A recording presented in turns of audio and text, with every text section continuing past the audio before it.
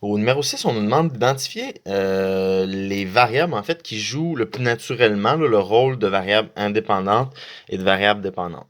On nous demande aussi ensuite d'écrire la règle là, qui traduit chacune des situations suivantes. Donc en A, on a Gloria qui remplit sa piscine avec un tuyau d'arrosage et un débit de 18 litres par minute. Donc ça, en gros, hein, ça veut dire que à chaque minute écoulée, ben, il y aura 18 litres de plus dans sa piscine.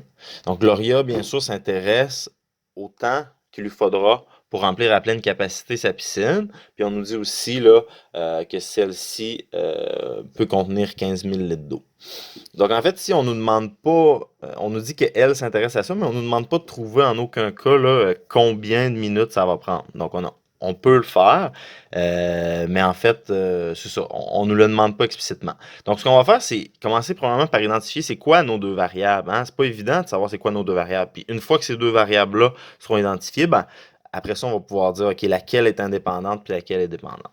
Donc, clairement, mes deux variables, ici, on va avoir le temps. Hein? Si on lit la situation comme il faut, on réalise que mes deux variables, c'est le temps et ben, le nombre de litres d'eau dans sa piscine. OK? Le nombre de litres d'eau. Des litres d'eau. Donc voilà, on a le temps et le nombre de litres d'eau. Maintenant, il faut se demander, OK, laquelle va avoir un effet sur l'autre, puis laquelle va recevoir des ordres de l'autre. Hein? Il y en a une qui dépend de l'autre, puis il y en a une qui donne des ordres à l'autre variable. Donc, clairement ici, le temps sera la variable indépendante, puisque c'est le temps qui va avoir un effet sur le nombre de litres d'eau et non pas l'inverse. Ce ne sera pas le nombre de litres d'eau qui va dire au temps d'augmenter. Ça va être vraiment être le temps, OK, ça fait 3 minutes, donc après 3 minutes, j'ai un certain nombre de litres d'eau. C'est pas parce que j'ai un certain nombre de litres d'eau que ça fait un certain nombre de temps. Mais en tout cas, ça en mathématiques, c'est pour ça qu'on dit, qu'on donne souvent la précision, même si elle n'est pas dans cette question-là, de la variable qui joue le plus naturellement le rôle de variable indépendante et de variable dépendante. C'est sûr qu'on pourrait le voir des deux façons, mais c'est pour ça qu'on précise souvent là, celle qui joue le plus naturellement. Donc, dans ce cas-ci, ben, on le sait, pour le temps va toujours être une variable indépendante, là, à moins qu'on parle de temps requis ou des choses comme ça. OK? Mais si on parle juste de temps qui s'écoule, ben, il n'y a pas grand-chose qui peut influencer ça nécessairement. Mais quand je parle de temps requis pour faire une tâche, par exemple, ou des choses comme ça, ça pourrait jouer le rôle de variable dépendante. Bon, j'espère que je suis clair, mais c'est pas un concept qui est blanc ou noir. Souvent, ça peut être assez gris, mais il y a toujours une des deux variables qui joue le plus naturellement là, le rôle de variable indépendante et variable dépendante. Puis dans ce cas-là, ben, on a vu là, que la deuxième variable, c'est le nombre de litres d'eau. Le nombre de litres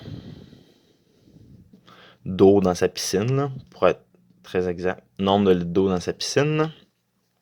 Donc, la fonction qu'on pourrait associer à ça, si bien sûr, ben, ma variable indépendante, c'est la variable x, puis ma variable dépendante, c'est ma variable y. Donc, si j'identifie mes variables, ben, y, c'est litre d'eau, puis x, ce sera le temps. Ben, on voit que si je place mon 18 fois x comme ça, c'est tout ce que ça va me prendre. Hein, parce que si après une minute, mon nombre de litres d'eau va être égal à 18 fois 1, ça va être 18 litres. Après 2 minutes, 18 fois 2, mon nombre de litres ici va être égal à 36, etc. Donc on voit que, euh, bon, il y aurait peut-être eu plus d'autres façons là, de résoudre la situation en se servant de ça, puis en jouant un peu sur, non pas sur le nombre de litres qu'il y a dans sa piscine maintenant, mais le nombre de litres qu'il reste à mettre dans sa piscine. En tout cas, il y avait plusieurs options pour cette question-là, mais celle-ci là, est une réponse tout à fait acceptable, mais il y en aurait d'autres. Donc, en B, on nous dit que Gabriel est reviseur en mathématiques. C'est-à-dire qu'il passe en revue le contenu de cahiers d'exercice avant leur impression. Il demande un salaire de 50$ pour la révision de chaque chapitre, un salaire auquel il ajoute une somme fixe de 250$ pour le démarrage du projet. Donc, celle-là est peut-être un petit peu plus simple comme situation. C'est une situation classique là, de salaire, avec clairement ici une ordonnée à l'origine, parce que si on identifie nos deux variables, la première va être le nombre de cahiers,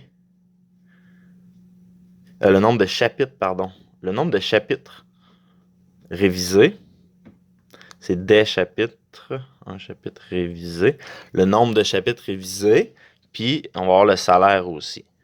Donc dans cette situation-là, le salaire va se faire influencer par le nombre de chapitres révisés. Ce ne sera pas l'inverse. Hein? Plus il va réviser de chapitres, plus son salaire va être élevé. Et non l'inverse. Donc la variable qui dépend de l'autre, ce sera le salaire. Puis la variable qui dépend de personne, elle dépend juste de Gabriel et du nombre de chapitres qu'il va réussir à réviser. Voilà, c'est la variable indépendante. Nombre de chapitres révisés. Ils sont juste nombre de chapitres. Et après ça, on nous demande la règle. Si on sait que Y, c'est la variable dépendante, c'est-à-dire le salaire, et que X, c'est la variable indépendante, on voit déjà que mon salaire va être égal à 50 $ fois le nombre de chapitres que Gabriel va réviser, auxquels vont s'ajouter 250 $ pour le démarrage du projet. Donc, mon taux de variation ici, taux de variation c'est 50, mon ordonnée à l'origine c'est 250. OK, donc voilà. Donc en C, on nous dit que, étant donné la pénurie de main-d'œuvre dans les emplois agricoles pendant la pandémie, Eliane travaillera cet été pour ramasser des fraises. On lui donne 3,50 $ par boîte ramassée. Donc, à chaque fois qu'elle va ramasser une boîte, là, on va lui donner 3,50 $. Dans ce cas-là, on voit qu'il n'y a pas de salaire de base, d'ordonnée à l'origine. On aurait pu, par exemple, dire au début de la journée, pour être gentil, le fermier leur donne un incitatif de 20 $. C'est-à-dire, avant même de commencer de ramasser des fraises, elle a déjà 20 $. Mais dans ce cas-là, c'est pas le cas. Elle commence, puis elle a seulement 0 $. Donc, ici, c'est une situation quand même assez simple. Puis, la variable indépendante sera le nombre de boîtes ramassées. Le nombre de boîtes ramassées. Puis, pour la variable dépendante, on aura le salaire. Puis, tout simplement, la règle de cette fonction sera 3,50 ou 3,5 fois X. OK? Donc, Y représente le salaire.